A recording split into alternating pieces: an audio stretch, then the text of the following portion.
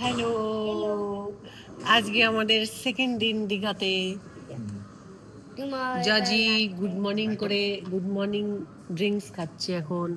দেখা দেখা এই যে গুড মর্নিং ড্রিঙ্কস আমাদের, আমরা এখন ব্রেকফাস্টে নেমেছি। জল আছে এখানে।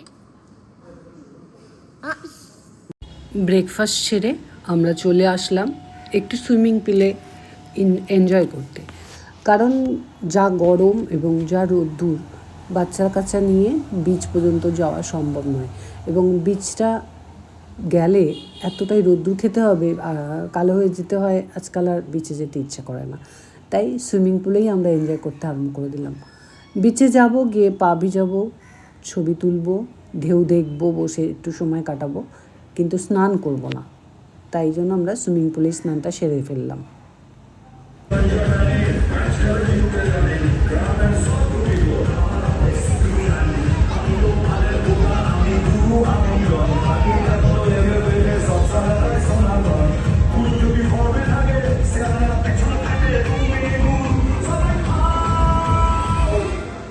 Dum dum do dum do dum do dum beach.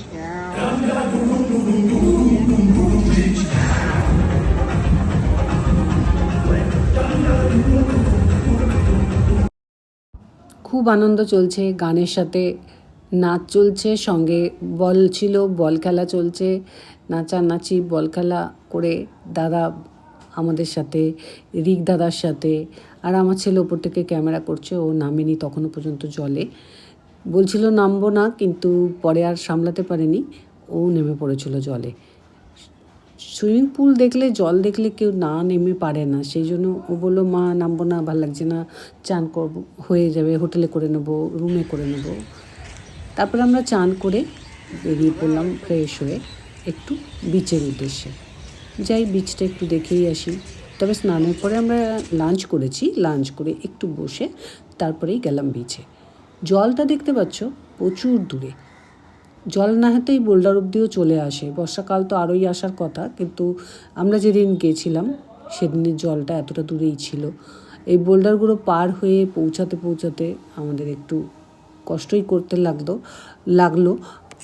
তবে আরেকটু গেলে হেঁটে সামনেই ওঠার রাস্তাটা ছিল, আমরা ওটা খেয়াল করিনি, আমরা আবেগের সাথে নেমে পড়লাম বোল্ডার দিয়ে।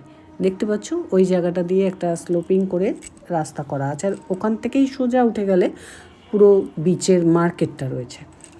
আমরা নেমে পড়লাম, নেমে একটু ঘোরাঘুরি করতে আরম্ভ করে দিলাম। তারপরে জলের সন্ধান পেয়েছি, তো কাজেই পা তো ভিজাতেই হবে সমুদ্রের জলে। স্নান করিনি, কিন্তু পা ভিজাবো না এরকমটা তো হতে পারে না। তাই জন্য আমরা সবাই মিলে এক জায়গা হয়ে একটু কষ্টসাধ্য রাস্তাটা পার করে নেমে আসলাম বিচের মধ্যে। দাদা বোনকে নামাচ্ছে ধরে ধরে, একটু একটু করে, নিজেও তাল সামলে নামছে, আর ওদিকে মেশো প্রথমে পুচকেটাকে নিয়ে নেমেছে, নেমে গিয়ে ফার্স্টে দাঁড়িয়ে আছে গিয়ে। তারপরে আমরা একে একে সবাই মিলে নেমে আসলাম। আমাকে দেখেই ও খুব আনন্দ, আর এমনি তো গিয়ে গানে মানে আমাকে একটু রিল বানিয়ে দাও, এইসব এখন চলছেই, তাই ওর রিল চলছে এখানে দেখতে পাচ্ছ, স্লো মোশন।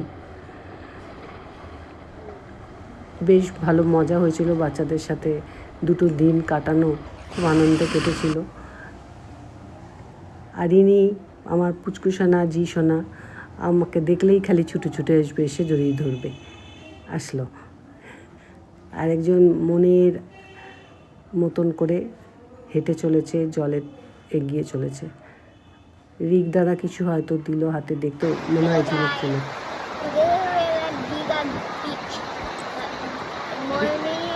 আমরা আসতে পারলাম না, এখন আসলাম। ভাই আসতে পারলে না কেন?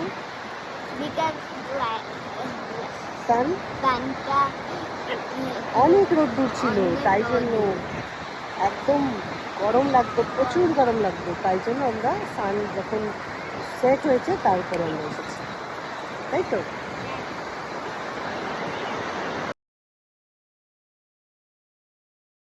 সবাই নিজের মতো করে জলে পা চুবানো আনন্দ করছে। সন্ধে হয়ে এসেছে, আমরা লাঞ্চের পরে রেস্ট নিয়ে তারপরেই তো এসেছিলাম বিচে দেখতে, তো সেই কারণে সন্ধে হয়ে এলো। আর সন্ধে হয়ে আসার ফলেই অ্যানাউন্স হতে আরম্ভ করেছে যে সবাই যারা যারা জলে আছেন তারা সবাই উপরে উঠে আসুন, কারণ জল বেড়ে যেতে পারে বা অন্ধকার হয়ে গেলে কেউ যদি জলে দূরে চলে যায় তাকে দেখতে পাওয়া যাবে না। তাই আমরা তাড়াতাড়ি করে উঠে চলে আসলাম। এসে আমার সোনা গাড়ি চড়তে উঠলো আর আমরা পাশে দাঁড়িয়ে দাঁড়িয়ে ওর গাড়ি চড়াটা দেখলাম। প্রথম দিনকের ভিডিওটাই দেখতে পেয়েছো, ও চালিয়েছিল বাইক, আর আজ চালাচ্ছে সেকেন্ড দিন ও চালাচ্ছে গাড়ি। কিন্তু বুঝে গেছে যে ও গাড়িটা চালাচ্ছে না। যখন হ্যান্ডেলটা করে ব্রেক দিতে গেছে বা কিছু একটা করে ও বুঝতে পেরেছে গাড়িটা রিমোটে চলছে, তাই ওর একদমই পছন্দ হলো না। ও বলল আমাকে গাড়ি নিজে চালানোর গাড়ি দিতে হবে, আমি সেই গাড়িতে চড়বো। মানে বাচ্চা বুদ্ধি যেটা আর কি, ওর ওটা পোষায়নি। তারপরে অনেক করে বুঝিয়ে সুঝিয়ে তারপরে বেলুন ফাটিয়ে আমরা ফিরে এসেছিলাম। রাতে আবার কিছু খাওয়া দাওয়া করেছিল। পরের দিন ব্রেকফাস্ট। খাবার এসে এখানে খাবার এসে আসলাম, খাবার খেয়ে আমরা যাচ্ছি বাড়ি আবার। ব্রেকফাস্ট ইংলিশে বলতে পারো ভালো করে, ইংলিশে বলো, বাংলায় বলতে গেলে একটু তোমার মতো করে ইংলিশে বলো। Today we are, hi guys. একটু জোরে, Today একটু জোরে। we are eating breakfast from the hotel, and then after breakfast we're going back home. তুমি কিছু বলবে?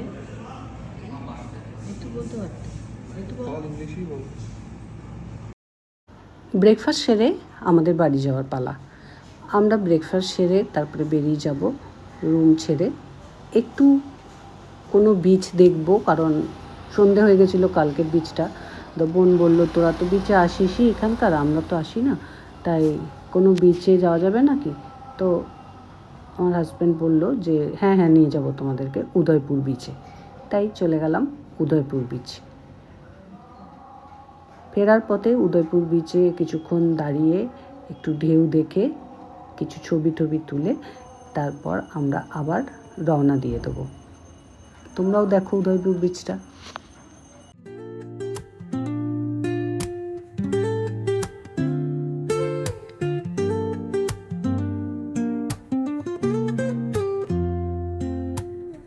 Woke up late, missed the morning glaze. Digha ঘোরা কমপ্লিট, চলেছি বাড়ির পথে। গাড়ি চড়তে চড়তে গান শুনতে শুনতে, আর দাদার কোলে বসেছে ভাই।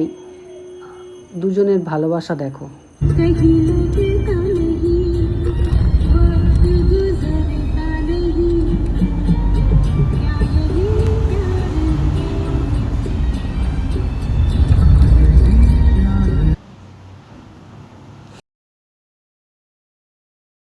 এবার আবার একটু ড্রাইভারটা চেঞ্জ হবে, বড় ড্রাইভার নেমে ছোট ড্রাইভার উঠবে, আর জি সোনা আমাদের পেছনে চলে আসছে। এসে আবার আমরা চলবো বাড়ির পথে। বেশ খানিকটা চালানোর পরে আসবে যেখানে মানে লাঞ্চের জায়গা, সেখানে লাঞ্চ করব, ড্রাইভার চেঞ্জ হয়ে যাবে আবার। তো চলো আমাদের জুনিয়র ড্রাইভারের গাড়ি চালানোটাও একটু তোমরা দেখো।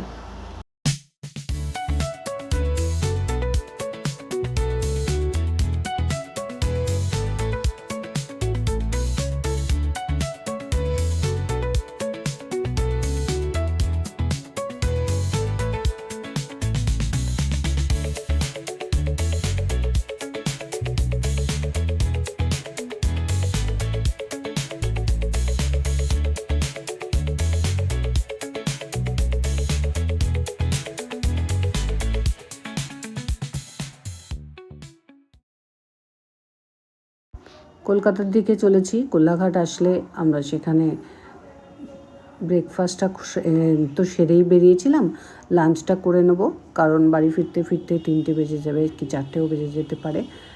তাই জন্য আমরা এগিয়ে চললাম কোলাঘাটের দিকে, এবং সেখানে শেরে পাঞ্জাবে আবার খাওয়া দাওয়া হবে। তার মাঝখানে একবার ড্রাইভার আবার চেঞ্জ হয়ে গেল, কারণ মনে হচ্ছে রাস্তাটা একটু দুর্গম আছে, তো সেই কারণে ছোট ড্রাইভারকে ছাড়িয়ে বড় ড্রাইভার।